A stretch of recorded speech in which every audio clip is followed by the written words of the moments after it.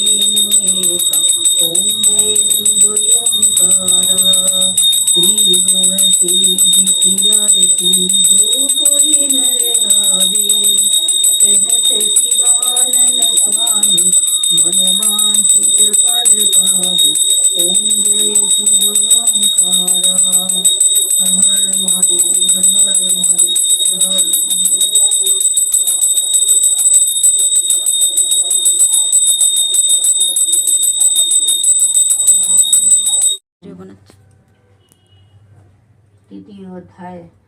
অর্জুন কহিলেন, হে জনার্দন, হে কেশব, যদি তুমি জ্ঞানকে কর্ম হইতে শ্রেষ্ঠ বলো, তবে কেন তুমি আমাকে আত্মীয়বদে নিয়োগ করিতেছ? কখনো কর্মের, কখনো বা জ্ঞানের প্রশংসা করিয়া তুমি যেন আমার বুদ্ধিকে মোহগ্রস্ত করিতেছ। অতএব কর্ম ও জ্ঞানের মধ্যে কোনটি শ্রেয় আমাকে ঠিক করিয়া বলো। শ্রী ভগবান বলিলেন, হে নিষ্পাপ অর্জুন, পূর্বে তোমায় আমি বলিয়াছি যে 2 প্রকারের নিষ্ঠা আছে, জ্ঞানীর পক্ষে জ্ঞানযোগ আর কর্মের পক্ষে কর্মযোগ। কর্ম না করিলে জ্ঞান হয় না, আবার কেবলমাত্র কর্মত্যাগ করিলেই নৈষ্কর্ম লক্ষণা সিদ্ধি লাভ হয় না। কোনো লোকই ক্ষণমাত্রও কর্ম না করিয়া থাকিতে পারে না। সকলেই প্রকৃতির গুণের দ্বারা বশীভূত হইয়া কর্ম করে। যে ব্যক্তি কর্ম ইন্দ্রিয় সকলকে বাহিরে সংযত করিয়া ইন্দ্রিয়ের বিষয়গুলি মনে মনে চিন্তা করে, তাহাকে মিথ্যাচারী বলা হয়। হে অর্জুন, যিনি মনের দ্বারা ইন্দ্রিয়গণকে সংযত করেন এবং কর্ম ইন্দ্রিয় দ্বারা কর্মযোগে রত, তিনিই শ্রেষ্ঠা। তুমি নিয়তই কর্ম করিতে থাকো, কেননা অকর্ম হইতে কর্ম শ্রেষ্ঠ। আর যদি কর্ম না করো, তাহলে তোমার শরীর রক্ষা হবে না। ঈশ্বর প্রীতির জন্য কর্ম ব্যতীত অন্য কর্ম বন্ধন সৃষ্টি করে।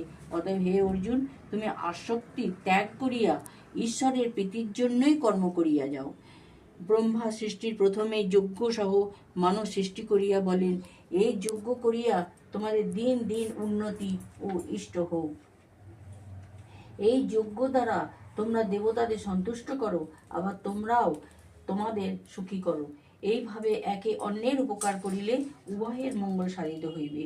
যজ্ঞে তৃপ্ত হইয়া দেবগণ তাহাদিগকে ইষ্টভোগ দেবেন। যে ব্যক্তি এই সকল ভোগ্য বস্তু দেবতাদের নিবেদন না করিয়া নিজে ভোগ করে সে চোর। যজ্ঞ বিশিষ্ট অন্ন ভোজনকারী সর্বপাপ হইতে মুক্ত হইয়া থাকেন, কিন্তু যাহারা কেবল নিজের জন্য অন্ন পাক করেন তাহারা শুধু পাপই ভোজন করেন। অন্ন হইতে জীব জন্মায়, মেঘ হইতে অন্ন জন্মায়, যজ্ঞ হইতে মেঘ জন্মায় এবং বৈদিক ক্রিয়াকর্ম হইতে যজ্ঞ জন্মায়। যজ্ঞাদি কর্ম বেদ হইতে জন্মায় এবং বেদ পরমেশ্বর হইতে জন্মিয়াছে। অতএব সর্বব্যাপী পরমেশ্বর সর্বদাই যজ্ঞে প্রতিষ্ঠিত আছেন। হে পার্থ, যে লোক এইভাবে প্রবর্তিত কর্মচক্রের অনুসারে না চলে সে ইন্দ্রিয় বিলাসী হইয়া বৃথাই জীবন ধারণ করে। কিন্তু যে লোক কেবল আত্মাতেই প্রীত, আত্মাতেই তৃপ্ত থাকে, তাহার কোনো কিছু করণীয় নাই। এই জগতে তাহার আর কোনো কর্মের প্রয়োজন নাই। কর্ম না করিলেও তাহার কোনো পাপ পুণ্য নাই। আবার মুক্তির জন্য তাহাকে কাহারও দ্বারস্থ হইতে হয় না। অতএব সর্বদা ফলের আশা ছাড়িয়া করণীয় কার্য করিয়া যাও, কারণ ফলাসক্তাহীন ব্যক্তি মুক্তি লাভ করে। জনকাদি মহাত্মারা কর্ম দ্বারাই সিদ্ধি লাভ করিয়াছিলেন। তোমার পক্ষে লোক শিক্ষার জন্যও তোমার কর্ম করা উচিত। শ্রেষ্ঠজন যাহা যাহা করেন সাধারণ লোকে সেই সেই কর্ম করিয়া থাকেন। শ্রেষ্ঠজন যাহা বলিয়া স্থির করেন সাধারণ জন তাহাই মানিয়া চলেন। হে পার্থ, ত্রিলোকে আমার করণীয় কিছু নাই, ত্রিভুবনে আমার না পাওয়ার কিছু নাই, তবুও আমি কর্ম করিয়া যাইতেছি। হে অর্জুন, আমি অনলস হইয়া কর্ম করিতেছি। যদি তাহা আমি না করিতাম তবে নিশ্চয়ই মানবগণ আমারই পথ অনুসরণ করিত। আমি যদি কর্ম না করি তবে এই সকল ব্যক্তি উচ্ছন্নে যাইবে। আমি তবে বর্ণসংকরের কারক হইব এবং সকল ব্যক্তি আমার দোষেই বিনষ্ট হইবে। হে অর্জুন, অজ্ঞানী জন কর্মে আসক্ত হইয়া যেমন কর্ম করে, জ্ঞানীরা কর্মে আসক্ত হইয়া লোক শিক্ষার জন্য এইরূপভাবেই কর্ম করিয়া থাকে। কর্মে আসক্ত অজ্ঞ ব্যক্তিদের বুদ্ধিভেদ জন্মাইবেন না। বিদ্যান যোগযুক্ত হইয়া নিজ সমস্ত কর্ম করিয়া অন্যকে কর্মে লিপ্ত করাইবেন। প্রকৃতির গুণে সর্বপ্রকার কর্ম হইয়া থাকে। অহংকার বশে বিমূঢ় জন নিজেকে মনে করে আমিই সব করি। হে মহাবীর অর্জুন, গুণ ও কর্মের বিভাগ যে প্রকৃতপক্ষে জানে সে জানে যে গুণ সকল গুণাশ্রয়েই থাকে এবং আমি করি বলিয়া মনে করে না। যেসব অজ্ঞ ব্যক্তি প্রকৃতির গুণে মোহগ্রস্ত হইয়া বিষয়াসক্ত হয়, অভিজ্ঞ জন এই সকল অজ্ঞজনকে বিচলিত করিতে পারেন না।